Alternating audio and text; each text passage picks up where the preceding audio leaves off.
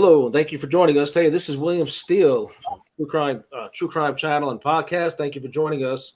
We're going to be talking tonight about serial killers. Serial killers are horrific human beings, and nobody really understands what makes them tick and why they kill. And there's many of them that still walk amongst us.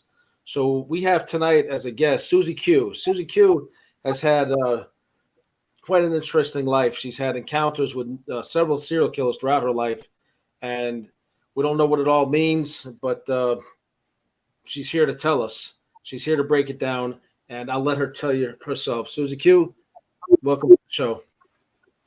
Thank you. Thank you for having me. Right. So can you tell us a little bit about yourself, maybe a little more about your background, so that my viewers who might not be aware of who you are can understand who we're talking to? Okay. Yeah. I'm mostly a farm girl, horse girl. Grew up with horses, and I show and ride cutting horses. So I'm just kind of a country girl. Grew up in Ohio, lived in Florida for a little while, then moved to Texas.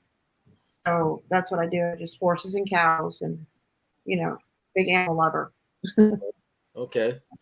So it's a part of your life. This is really interesting story. You've had close encounters with well, proximity in the same town with Jeffrey Dahmer and two other notorious serial killers, Henry Lee Lucas and Toole. What was his first name? Curtis Toole. Mm-hmm. And Michael Laney as well. And Michael Laney. Okay. So let us know. Let us know. Tell your story your way. How did you have these encounters? What's going on here? How did you happen to have these encounters? Maybe start at the earlier one. Yeah, I'll start in my childhood. Was born in Canton, Ohio, Football Hall of Fame. Uh, you know, my dad was from the country, my mom was from the city, so we ended up moving to Akron, Ohio, and my stepdad still lives in the same house there in Akron, and it was just a few blocks down the road from Jeffrey Dahmer's home. And Jeffrey Dahmer was born 2 months after me, so he was the same age as I was. He went to the school in Bath. Uh, I did a play in Bath, but but it was all there in Akron, and I went to another school down the road. So my whole childhood I was living right down the road from Jeffrey, and I used to ride my pony. I made the front page of the Akron Beacon Journal because I was the only kid to this day to own a pony in the city of Akron, because you were limited by if you had to have more than an acre of land to have a horse. So we had that. So everybody knew me and my pony. I was like a country girl living in the city, riding my pony up and down the streets, school. And so I didn't know I lived on the road with Jeffrey Dahmer, and that he was somebody who had a bad childhood, and he started killing people, and he would cut them up. He would eat them. He very disturbed life. Jeffrey. Remember this was a huge case in the early '90s. Um, did he kill people in your hometown as well, or was that later on somewhere else? Yes. Yeah, he killed some people in Ohio, and then he moved off to Milwaukee. He went to Florida as well. He was in Miami, and he was spotted also, with at the mall that time when Adam Walsh was taken. There were people has seen him down there because he joined the military for a little bit, and he went to Miami for a little bit. So, and then he went back up to. He was spotted at the mall, the same mall where Adam Walsh was last seen. Yes. Mm-hmm. Yes. On the same day. Yes. All here in the parking lot. Yes. It's you're breaking up a little bit. I don't know what's going on.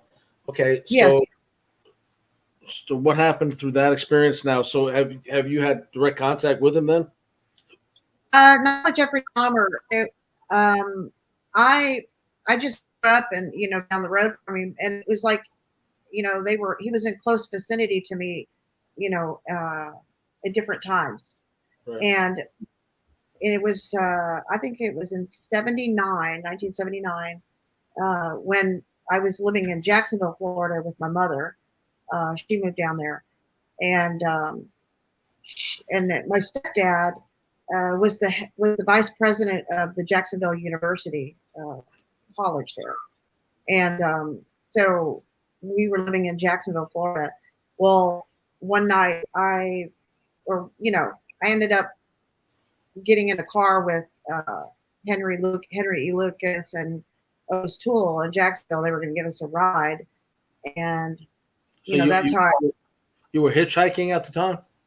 I was at the bus stop waiting for a bus. Okay. And they offered us a ride, and I said no. My girlfriend, she's like, "Oh, come on, let's get in the car," and I'm like, "No, that's okay. I don't. We'll just take the bus." And then she just kind of grabbed me by the arm, pulled me in the back seat of the car with her, to go for this ride, which didn't turn out to be a very good ride. Right. So I get in. Sorry, would you like to? We show a picture of the Otis Toole and Lucas. Sure. There's Jeffrey Dahmer on the screen right now. Yes, and here's some of his victims that he killed, and a lot of these victims he would entice these guys back to his apartment to take pictures of them, and then he would kill them. He would entrap them there. So yeah, he did a lot of horrific things that we have to try to keep the content relatively clean, but some of the most horrible things you can imagine somebody doing to somebody else. Mm-hmm. Yeah, they thought they were going, for different reasons, and they went back to his apartment with him. So I'm going to go down. I'm going to give you a picture of Lucas.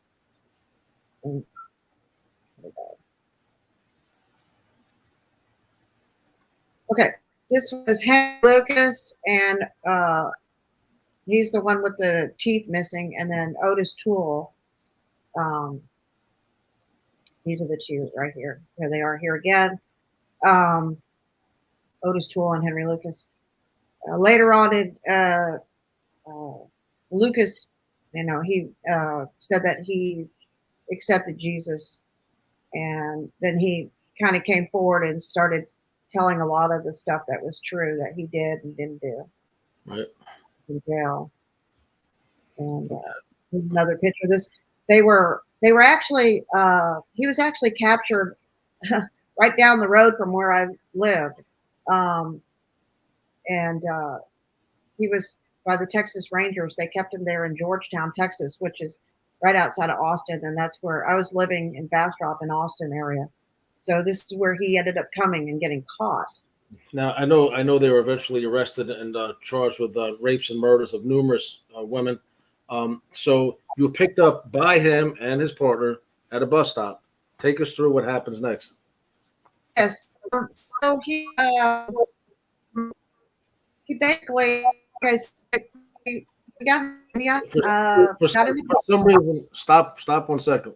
I'm gonna have to edit that out. For some reason, it's a lot of reverb and like echo, like really weird echo. Maybe your mic is too close to the speaker. When you're sitting back and talking a little softer, it's better. When for some reason when you get a little bit louder, it just like reverbs around. Okay, I'll move it right Tell him not to start. Is that a little better? Tell him not to start. Huh? Tell him not to start. Start. William, hold on a second. I'm going to turn the speaker down. I need a deal, damn it.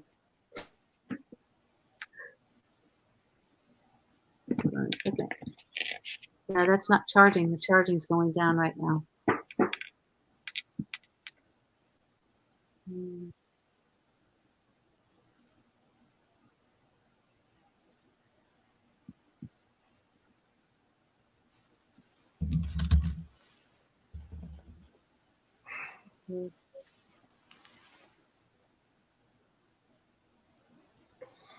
Okay, talk to me for a second. I'm here. I'm just blocking my camera so I know where to edit this. Is that better? Talk on your thing. Is that better? Yeah, go ahead, Suzy. Yeah, say something, Suzy. Yeah. Can you hear me now? Yeah, you're good. You're good now. Okay. Better, not as much reverb. It does it when you're loud in the microphone and it's too close to the Okay. speaker. Probably. Yeah, I think what it was is it's the output volume. So I'm Okay. turning the speakers down a bit. All right. Okay, go ahead, talk. I think All that right. has to do with it. Sound a lot Can better you hear now? it? No, Okay. it's cleared up this time again. All right, good. Okay. So That's good. what it is, it's the output of the speaker. All right. All right. I just figured that out today. Roger It was a that. very hard way to figure it out because our sound Right. sucked. Okay. All right, so let me come back in with the question again that I started out. Okay, Okay. Yeah. All right, ready? You ready? Yes. Okay. So Suzy, let's back up a second. Now you said at a bus stop, Toole and his partner Henry Lee Lucas picked you and your friend up, and you were reluctant to get in the car, but your friend insisted. Yes. Yes. Can you hear me? Yes, I can hear you. Did you hear my question? Yes. Yes. I didn't want to get in the car. But she's like, come on, let's go. And she grabbed me by the arm and pulled me into the back seat. We were in a 2-door car. And so there was no way to get out once we were in the back seat because they had control of the doors.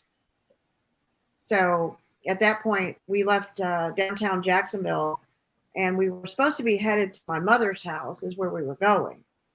But instead, they drove to this bar, and we got in this parking lot of the bar, and he had a girlfriend at the time who was pregnant. And a lot of people didn't know that he had a girlfriend because the two of them were both lovers, Lucas and Toole. So, but he had a girlfriend who was pregnant, and she came over to the car, his driver's side of the car, and they started having an argument, and he got very angry and then drove off. And then at that point, we drove to his, I guess, his stepfather's house. It was just a little house downtown. And he got out of the car, walked up to the front of the house, heard him yelling at his stepfather, and he threw a oven or stove appliance, a big appliance, right out the front door onto the porch. Well, And at that point, I really wanted to get out of the car, but he was stomping and yelling and came back, got in the car, slammed the door, and drove us out of the driveway and down the road. So at that point, drive down the road, and we'd been with these people way too long already, just driving around, and it was starting to get dark, and I was getting concerned because they hadn't taken us to my mom's house like they said. And my mom probably lived 10 minutes from there. So, we weren't even headed that direction. So right. I asked him if they were going to be, are we going to my mom's house? And he's, yeah, we're going. And so we're driving down the highway, and he pulls off on this dirt road that was along the St. Johns River there in Jacksonville, Florida. And there parks the car, and it's very dark. You can't see anything. It's just in the woods. It's dark, and along, out there by the river. And he gets out of the car, and he asked me to get out of the car with him. So I got out of the car, and at that point he says, "Just hold on a second," because he wanted to talk to Lucas, who was sitting in the front seat, and say something to him. He put his head inside the window, the driver's side window. He put his head inside the car window and was saying something to the other guy, Right. and to Lucas. And then at that point, right then and there, I seen a rock.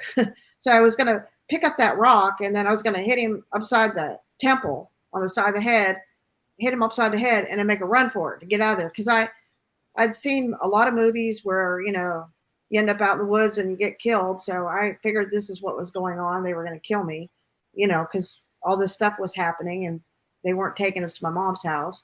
Right. And so I was pretty much ready to make a run for it. You have to trust your intuition sometimes, your gut feeling.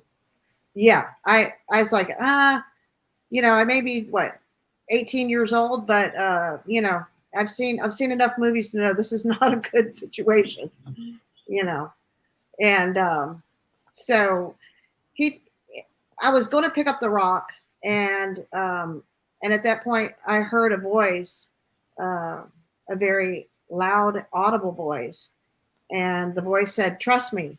And I'm looking around in the woods because I don't see anybody there, and I don't know where the voice is coming from or who's talking to me.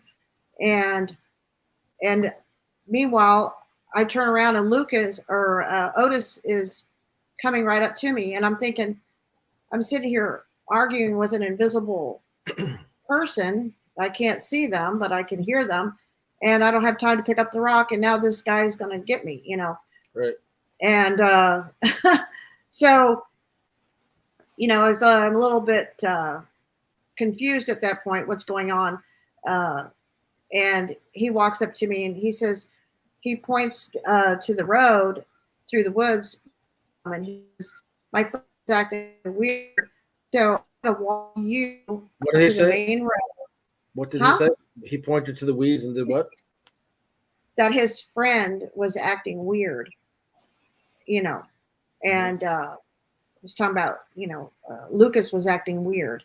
And so he was going to get Lucas out of the car, he said, and leave him there, and then walk me up. We were going to walk up to the main road, and then he was going to bring the car up there and pick me up after he dumped Lucas out. That's what he said. But I knew that wasn't true. So we took about, you know, 20 steps away behind the car. And at that point, he begins to tell me what he's going to do. He says, "I'm going to rape you, and I'm going to kill you, and I'm going to throw your body into the St. Johns River." He says, "I'm going to take out on you everything that everybody's ever done to me. You know, I'm going to be a scapegoat, basically." And this is typical of serial killers. They make a choice in their life. They usually come from like abused situations, and they want revenge or justice for what's been done to them. So they take it out on innocent victims. So they look for scapegoats, somebody else to take it out on. And this is what I was. I was his scapegoat. So what had been done to him, he was going to get revenge on me, take it out on me. That's how they think. He point blank told you what he was going to do. Yes. He told me exactly what he was going to do. There you go. And so Otis Toole was raised. His grandmother was a Satanist there in Jacksonville, Florida, and Otis Toole was sent off as a child to go get body parts out of the graves, cadaver parts for rituals and stuff that his grandma had done. So he was raised already in the cult. You know, he knew he was part of that lifestyle already. So he grew up in a very dysfunctional family already. So he took that, and then after he said what he was going to do to me, I looked at him and I said, "Does anybody ever tell you that Jesus loves you?" And he looked pretty shocked. And he says, "What? You mean to tell me I tell you I'm going to kill you and rape you, and you tell me that Jesus loves me?" And I said, "Yeah. Even if nobody else in this whole world didn't love you, he loves you." Right. And he just kind of looked at me kind of funny and kind of shook his head. And at that point, he tried to lunge toward me, and he reached out to grab me, and I jumped backwards away from him, and I fell down on just dirt with these bushes and stuff. And I tried to get up as he was trying to reach for me. He was grabbing me by the ankle of my foot, and I got up, and then I had to kick real hard to get his hand off my ankle. And when I got his hand off my ankle, I started to run. Well, I had a rabbit coat on at the time. I had my purse. So here I am dropping my coat, my purse. I'm trying to make a run for it as fast as I can to get out of there. you know. And he gets up and he's right behind me, and I'm thinking to myself, where is he? And so I turned my head over my shoulder to see how close he was behind me. So, I've got to figure out how fast I got to run, Yeah. So I used to be pretty fast in school when we did those little sprints, I used to be pretty athletic, when I was a runner. So I was like, how fast is this run going to be, And he was my his face was right there. I was so shocked. Your internet's breaking up again. Okay. 42 minutes. Can you hear me now? Yeah, let's start right from here again. Okay. Okay. So he told you exactly what he was going to do, and you were able to outrun him because why? Okay. So when I looked at him, there was that invisible voice that blocked him. That's all I can say is I don't know what it was that stopped him, but he hit something that was hard as a rock, and he slammed into it, and Right. I could see his nose and face and hands smashed. And when that happened, I ran and I got away. Sounds And like he ran right into the Holy Spirit. yes, God was. It made me think about when when Moses's people were running from Pharaoh, and Pharaoh was hot on their trail, and God put this pillar of fire down to give them enough time to cross the Red Sea. So Right. that was my pillar of fire, that blocked him from getting to me enough time for me to get away. Yeah, there's It's- many stories like that where God intervenes right when you think it's all over. He's right there, So Mhm. Yep. that must have really So, increased your faith overall. huh? That must have really increased your faith overall. That God's exactly who He said He is. Yes, because I'd never heard God speak to me audibly before, and of course, I guess that was probably when I needed it the most. Right. When I'm at facing the enemy, and one of Satan's, members, I guess you could say, the body of Satan, one of his bodies. Right. So, Satan was trying to get me that day, but God was like, So what no. happened? You kept going and went where? And then what happened with your friend now? I kept what?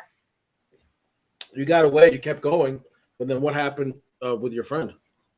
So the old man the house that I ran by, they called the police out. The police told me that they knew exactly who they were, and that they were on probation and they were going to be in a lot of trouble, which I didn't know who they were at the time. And that at that point, I was taken home. I went down the street and sat on this little Baptist church step all night and prayed all night to God, and that He would bring my girlfriend home. Okay. And they did release her the next day. They took her to a motel, she said, and Lucas made her sleep with him. And but she said that Toole sat in a car, sat in a chair all night and kept saying that she had God, she had God, she had God over and over again. And so, he knew that God had showed up and stopped him from. What's interesting in that, what I find interesting is that in this, I do have a strong faith, and I know God intervenes in ways that we don't think are, even possible. But it's all throughout history. It's all throughout the Word, and is that not only did He stop him from hurting you, it put it in his mind so much about what happened to him in that moment that he didn't participate in whatever was going on with your friend, and he didn't kill her as well. Because I wonder how many people have come forward that can say, unfortunately, they've been violated in that way by Henry Lee Lucas and Otis Toole, and live to tell about it. Live to, it's just. Are you still in touch with her to this day, or? No, I lost touch with her. She was from Jacksonville, Florida, and but I moved from Jacksonville, moved around a lot after that. So Has she come forward publicly about that encounter? I don't know. I would love to find her someday, and Right. Because we won't use her name unless she's already come public. But so the other thing is, the being as Florida has open sunshine laws, open public records, and a lot of times the police report on something like that, especially if they took you home. You said they drove you home. The police.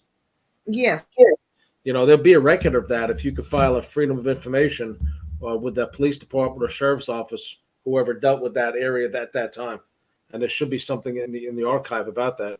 So now, fast forward, they end up getting caught. How long after this incident? Well, okay, so that was in 1979. In 1980, I left Jacksonville and moved to Austin, Texas. Okay. And then in 1982, I moved into Bastrop, and I believe that Lucas was caught in the he was I don't know if he caught us, but he was right there in the vicinity where I was living in 1980. I moved there in 82, and he was there. I think he was caught in 83. Right. And there was a report that he killed a girl that was just a few blocks down the road from where I was living, where he killed her. Lucas did. Ever since his arrest, I know he began cooperating and telling the police of all these other murders he did.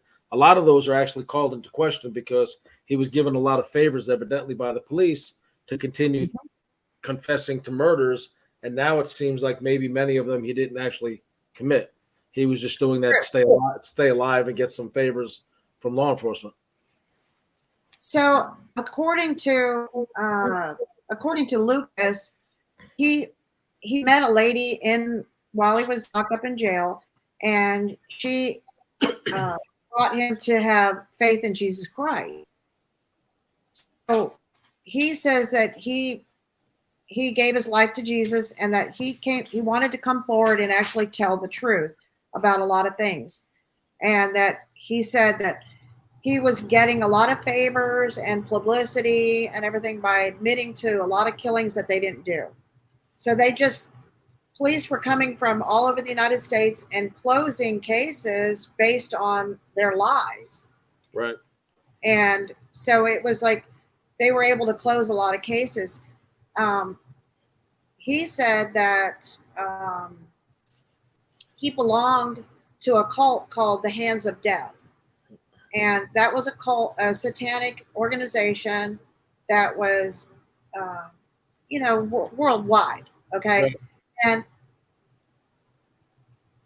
it was a worldwide organization, but he had got inducted into it when he was in Miami when Toole took him there. Toole took him to this meeting there in Miami, and they were taught things like how to drug people, how to kill them properly.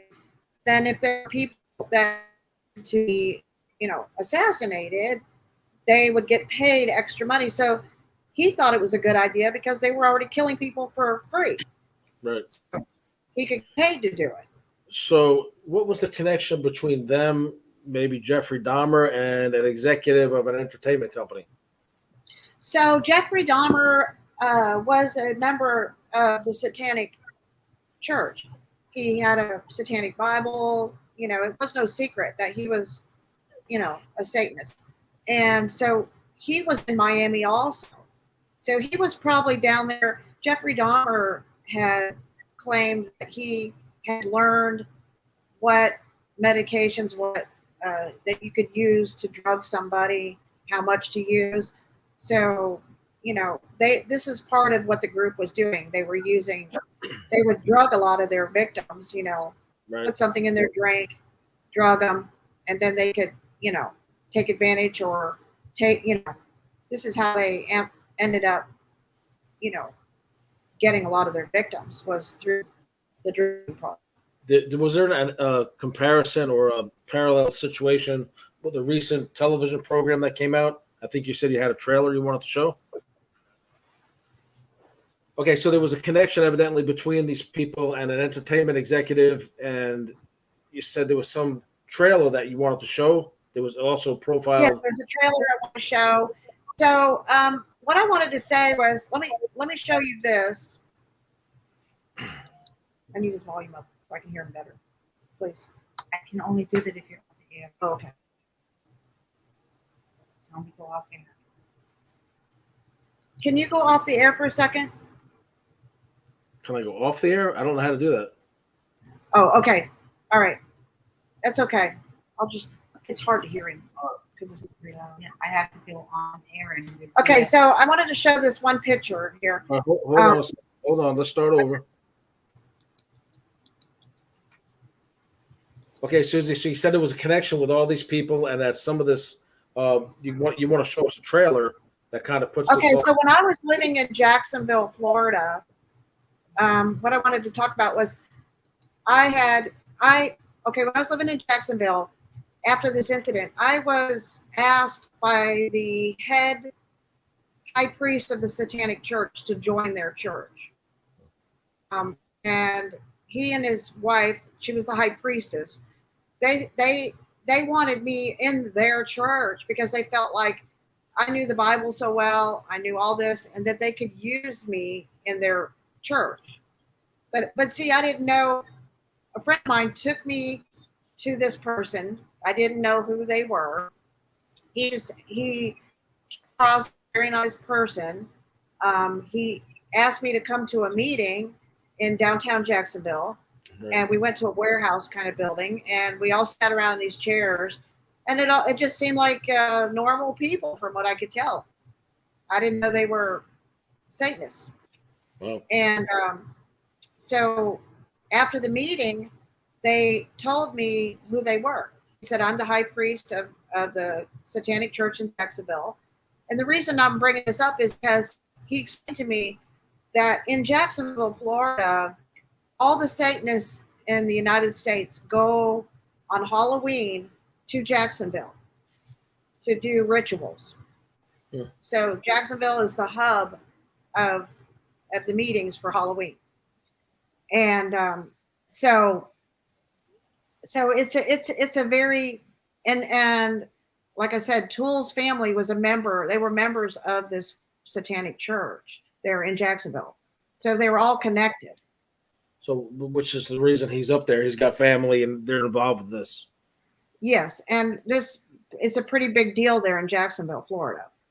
You know, or was. I think this person has since passed away now, of this church and all that. But at that time, that was the hub for them meeting at the Halloween time. And he said thousands will come from all over the United States to Jacksonville for the Halloween. So, do you have a trailer you said you wanted to see that ties some of this together? Okay, let's go.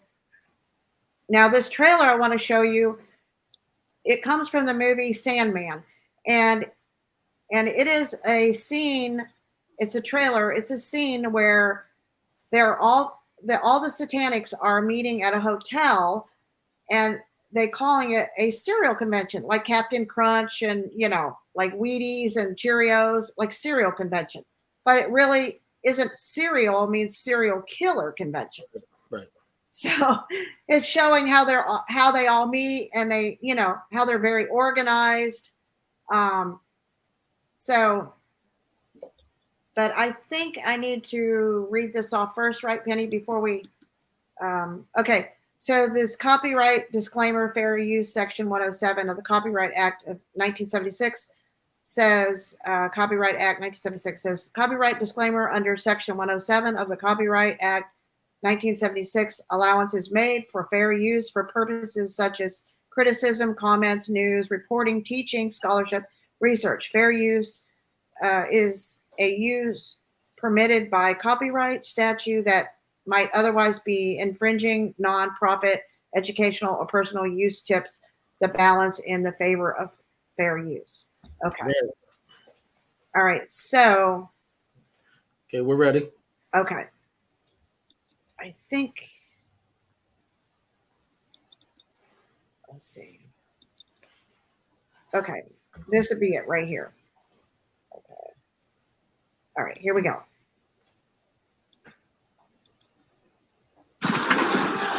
Excuse me, sir. Sorry, this area for convention attendees only. Oh, dear. Yes, I saw your image outside. I'm just looking for my brother. I'll run in and run I out. can't let you do that. I'll just be a second. There are no kids in the convention area. I would know. No children at a serial convention. That seems a bit of a missed opportunity, or is it maybe sort of more of a porridge and news meeting? Do you mind? I have to check these people in. I appear to have annoyed him with my questions. Imagine how annoyed he'd be if he found out we have bees. Oh, I take it we're attending the convention then.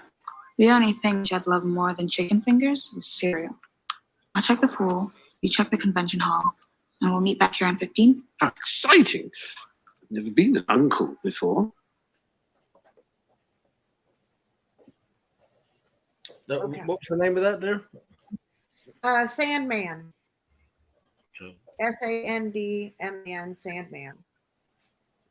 So he goes into the convention, go room, and they're all discussing different ways of killing people. They're all serial killers meeting at a serial convention. Right, I got it. Right. Just to throw the average person off to think it's about breakfast cereal. Right. And they thought so too. They come in there, they think, hey, it's a serial convention. Until he goes in there and he starts sitting in on some of the meetings and seeing what they're really talking about. Right. So were you aware of the venue, the actual venue where this happened in Jacksonville? I didn't know where it was being held. I was, because after he told me who he was and what they were, when we went back to his apartment, I had to make a phone call to my mom, and I went downstairs and walked away and never came back. Right. So that was my whole experience with that group. So looking back over this, if we're gonna look back and say perhaps with your faith or what you do now with your life, what would you like the audience to know about your experiences and where it's brought you to today and how this turned out? I mean, there's been justice of sorts served on these people. We all know there's serial killers right now roaming free, continuing to kill people, and there's a lot of evil in the world. Just call it what it is. So what would you like the audience to take away from your experiences and your story?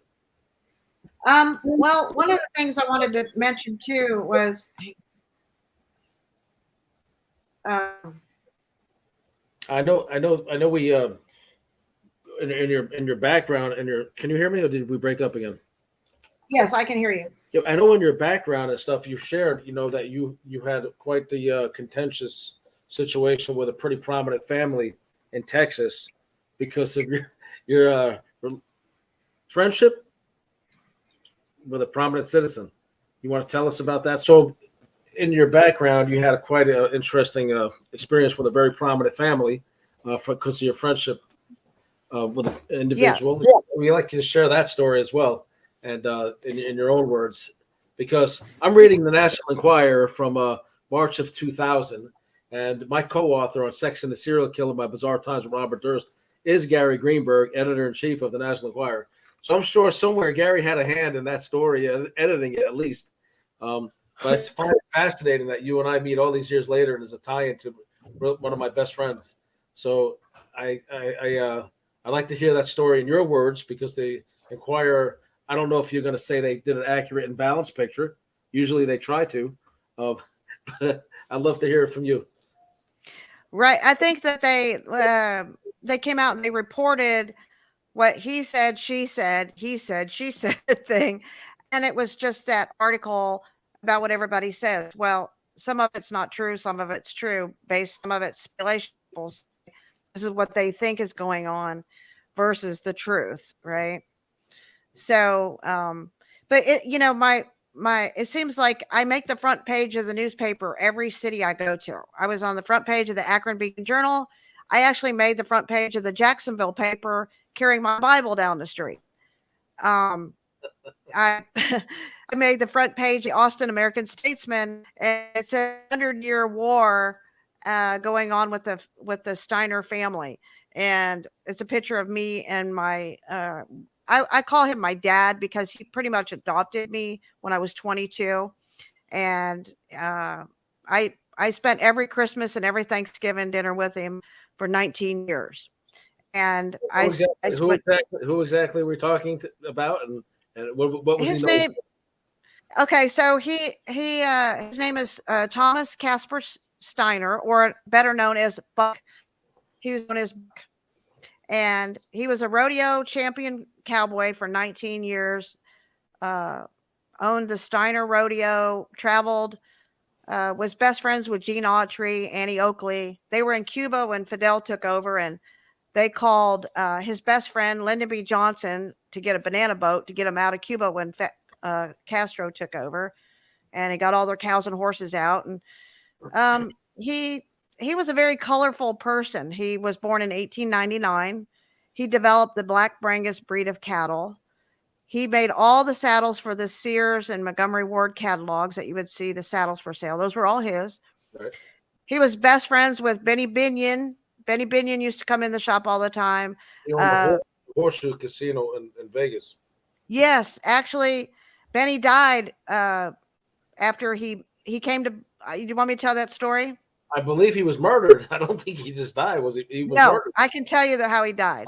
Okay, because I know there was a contention and there was buried stuff out in the desert, and I think it was silver or gold. Or That something. was his. That was. I think that was Benny's son, the old man, Benny Binion. Okay. Oh, okay, right.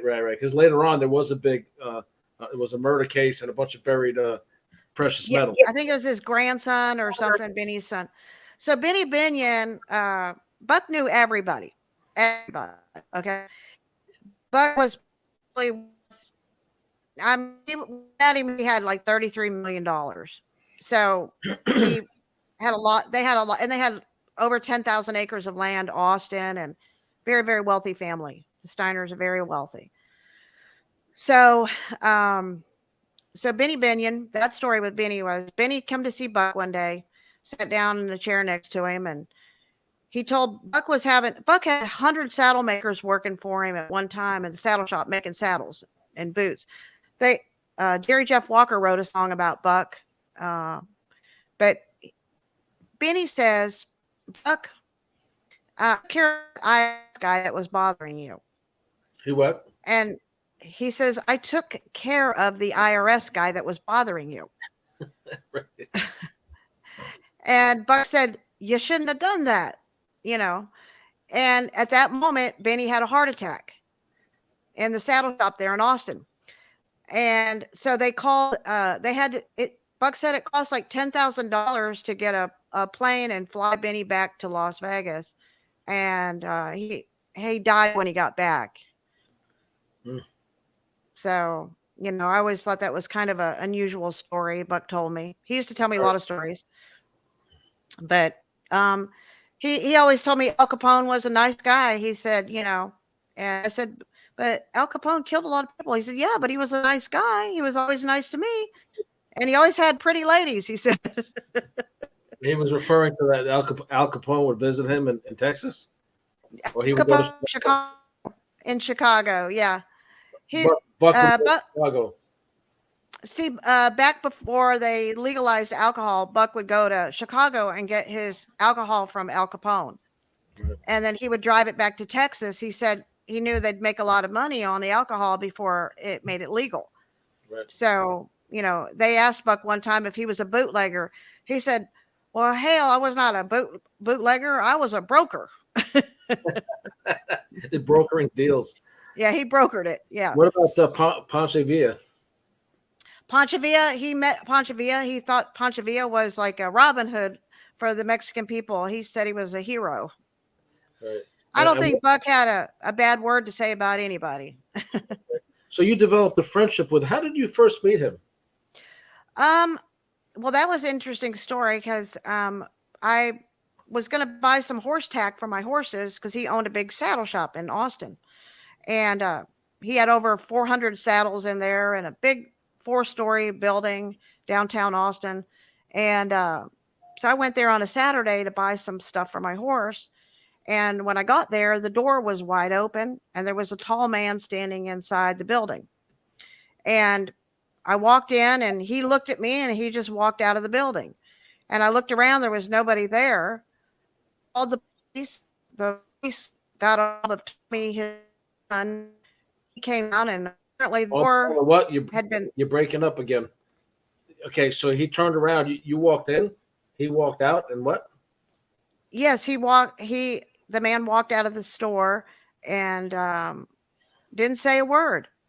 And all I could think of is it must have been somebody God sent to open a door in my life, because that door, when it was open for me, it introduced me to Buck, who became my father.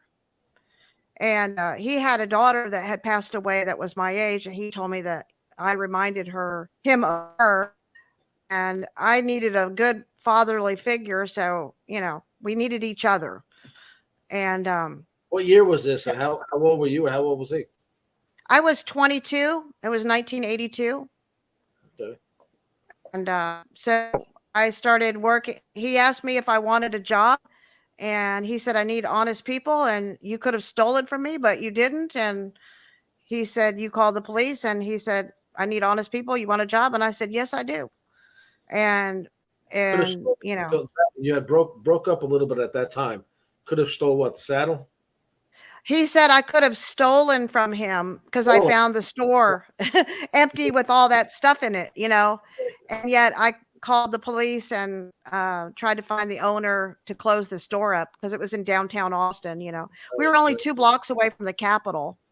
How old was he then when you met him? He was born in 1899. So if that was in 82, he would have been 82. Wow. At 82.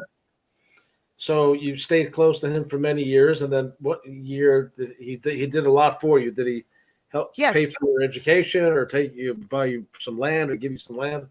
Yes, he gave me a piece of property. When he only paid $80,000 for the property, and he had, over 10,000 acres of land. He had a little piece of property. I call it little compared to his. It was 194 acres, and I was keeping my horses out there. I had owned my own. I had 8 acres that I bought myself, and I owned it. And so he offered me to give me that piece of property if I wanted it, and I said, yes, I'll take it. And so I sold my 8 acres, and then I moved on to the 194 acres, and that was in 96, I believe, 96. 96, 97, the year when I moved onto that property. And but he literally became like my dad, literally. He was a very good man. When he was 99 years old, my daughter, who's passed away since then, she had prayed Jesus as his Lord. And at 100 years old, he got baptized when he was 100 years old in our backyard. And preacher came out and baptized 27 people, and Buck got baptized. And he said to me, he said, we are each other's earth angels. He said, you helped me find God, and I helped you financially. There you go. And he said, we are angels to each other. So the family at some point becomes very resentful of this friendship. Just one person in the family. I'm very close with the family, like the family, like his son and his other grandson. I talk to him all the time. The son has passed away. He died in the store in my arms. His dad did. His son did. Tommy Steiner had a heart attack, and we tried to save him. And I was holding him when he died there at the store. Wow. And he was 73. And then his other grandson, Blake, I'm very, very close to Blake. We talk all the time. He's like my brother. His brother, Bobby Steiner, being resentful of an outsider, not being a family member, being part of the family. So that's where the problem was, with the one grandson. So what year did Buck pass away? He was 101, and so it was in 2000 and what, two, I think 2000, 2002, I think 2001, 2002. Yeah. So I know there was a lot of headlines over this story because, Yes.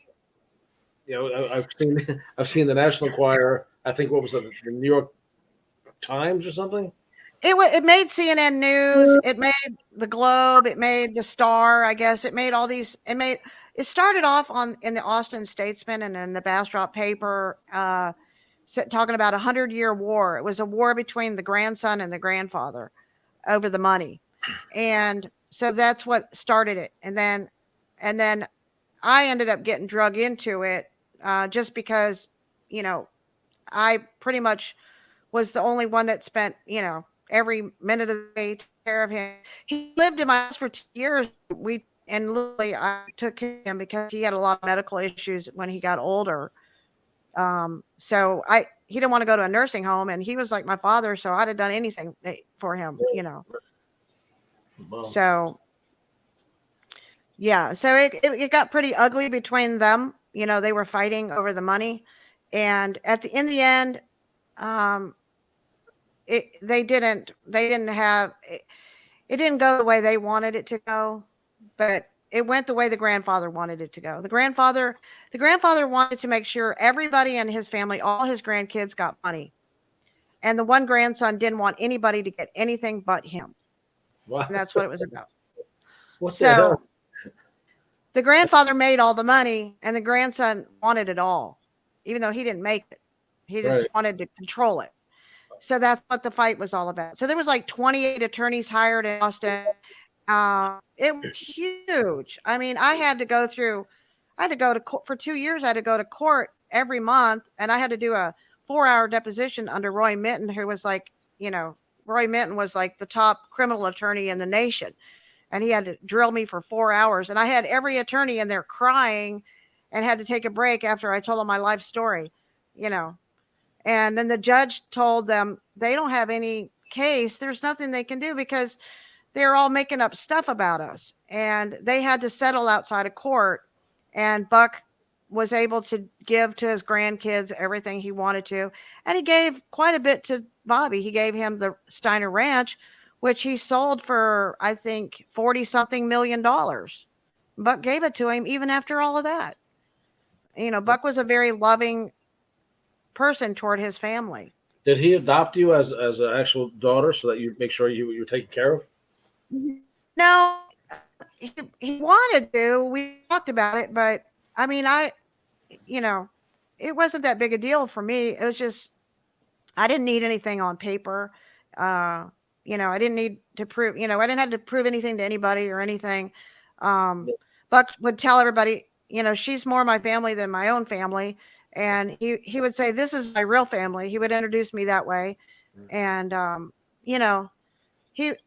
loved him very much. He was a very great man, very, very, very great man, very big heart, kind-hearted person, very intelligent. He could turn anything into gold. His favorite saying was, buy it cheap and sell it high. That was his favorite motto. Okay. So we have all the articles here that we can links to some of this in the descriptions. So what are you doing with your life today? You're doing something positive today. You're starting to tell your stories. You're trying to get the word out about the serial killers and your experiences with them. Yes. You have a YouTube channel, and I'd ask my fans and followers to check Suzy Q's material out. Where are you on YouTube? Huh? Where are you on YouTube? I have a channel, Suzy Q, We Love You. I don't have very many videos, but I have a few. I'm, be adding more to it.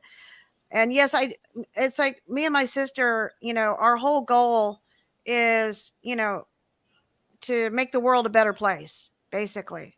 Right. That's our goal, just to make it a better place.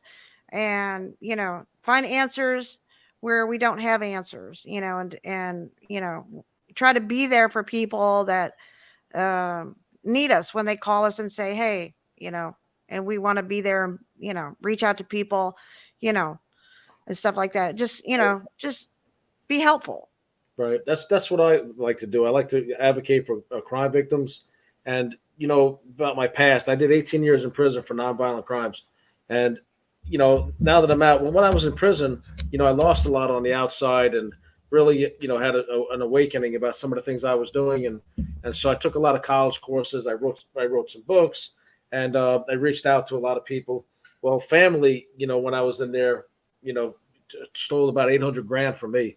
So I came out of prison essentially destitute. When I came out, I was offered just before I got released, I was offered a TV show that talks about the prisoners getting back on their feet post incarceration.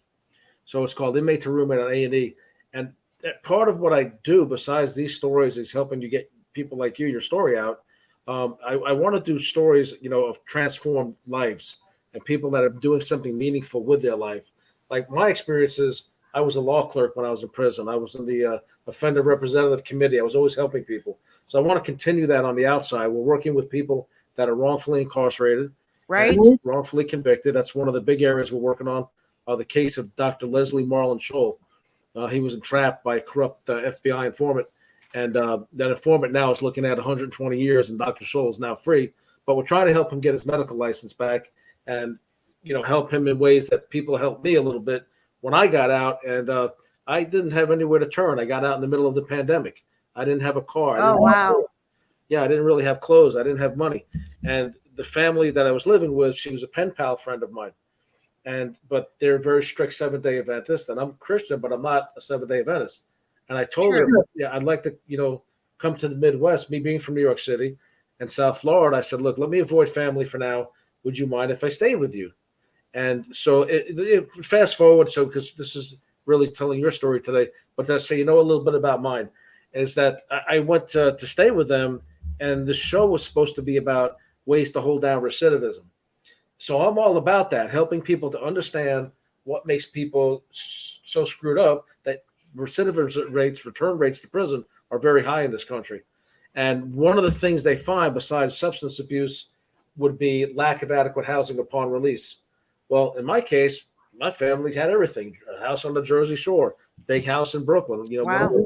We had everything, but my mother was mentally ill. And when I was in prison, I was no longer out there to protect her and defend her from people. And they took everything, and including my inheritance. And here we are. So I come to the Midwest, and I'm living with a family that was a couple, Mark and Shauna, and they're just so overbearing and so condescending and controlling. And I'm studying this stuff on cults, and I'm like, wow, some of the hallmarks of a cult is to isolate somebody. I'm stuck in their house during a pandemic. Right. Haven't been, in a weakened state because we were locked down for a year and a half because of the pandemic and the outbreak at the prison, people dying everywhere. I lost my mother. I was depressed. I had gained weight. I get out in this weakened state, thought I'd never make it out because people were dying all around me at the end of my sentence. Wow. I got out. I didn't have a ride. I wanted to go to church of my choice. They wouldn't take me. I could only go to their church. I could only tithe to their church. I couldn't have meat in the refrigerator. I wasn't allowed to use ice. I'm a New Yorker. Sometimes I'm a little sarcastic. I make jokes. To them, my jokes were sinful. So this show, I can't tell you how it plays out. It's continuing to play out. It airs every Thursday night, 10 o'clock. Please join us. I ask you and Penny and all your fans and your supporters to look at my show, and I'm going to put yours out there as much as we Thank can. you. And we can have you back again as well. We don't know yet if this is going to be 2 parts, but so that's my story. And so this show suddenly is one of the most popular shows in the country. The same producers made other shows about people getting out, Love After Lockup, 90 Day Fiance, and it's just killing it in the ratings. And somehow I'm humbled that I'm like the number one person on the show because everybody thinks I'm funny and that I put up with a lot of crap and I bit my tongue and I handled myself, the way I should have. But so we're glad to have you on. If there's anything you want to say in closing, I do ask my fans to support Suzy Q, start following her. Are you to be found on Facebook or anywhere? Do you have anything going on there? Yes, I have I do have a Facebook page, and my name on Facebook is Suzanne, Suzanne, and then the last name is Hot, Hotte, like hot weather. Okay. Some people say hottie, but it's just hot. Okay. I don't know if you want to do that on the personal stuff, but on the, anything you want to put out there. It seems like you have quite the story. and you should probably be writing a book as well. Try to really put it all. I think Yeah. Penny's going to help me do that. Right. Yeah, I'm getting ready to do another book. I have 2 out.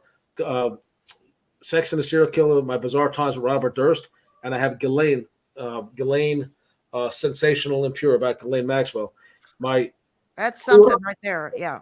2 other books are coming out. One about my life from a secular perspective, crime and in and out of trouble, and what I learned from it as a cautionary tale to try to help like kids and college students. I'm getting invited to speak at colleges and to student groups and to churches. And the other book is basically a straightforward testimony, my faith journey testimony. And then the third book, I'm going to be in collaboration with a guy who was an eyewitness, he claims, to the actual murder of Jimmy Hoffa. Now, there's some evidence to support what he's saying, and he was just profiled on the History Channel not long ago. So that's going to be a book that I'm writing also about Jimmy Hoffa and this eyewitness that has been basically ignored, for many, many years. But I encourage you to write a book, do it. And the best way to do it is to just start, just start fleshing it out. And then you can go back in the middle and add stuff you may have forgotten, just do a quick overview manuscript, by hand, and then flesh it out. So, all right. Yeah, I met Sonny Barger in Bastrop. He was the president of the Hells Angels, and he stopped and started talking to me there in Bastrop. And he told me how when he came to Bastrop, he accepted Jesus as his Lord. And so he gave me his phone number, and I would call him on every Saturday because he told me he was Jewish. And I'd say, Shabbat Shalom, Sonny. And I thought that was pretty interesting that even one of the angels of hell could find God in the little town that I grew up in, pretty much most of my life. Yeah, you definitely need to put it in a book. Well, it's nice having you on. I ask everybody again to support Suzy Q. Look her up, and we're going to try to have you on again. Hopefully, get that book out. And everybody, I ask you to continue watching. If you're listening to my podcast, there's a lot more content coming out. We ask you to go to my social and my official William Steele True Crime channel on YouTube. Please hit like and subscribe. And thank you. We're trying to earn an honest living, trying to build those numbers up so that I can do that. And I'm grateful for all your support and all my fans, for inmate to roommate. I'm very grateful to have you. And the outpouring of love and support has been really humbling and overwhelming. It's definitely appreciated. Thank you. Good night, Suzy. Good night. God bless. God bless.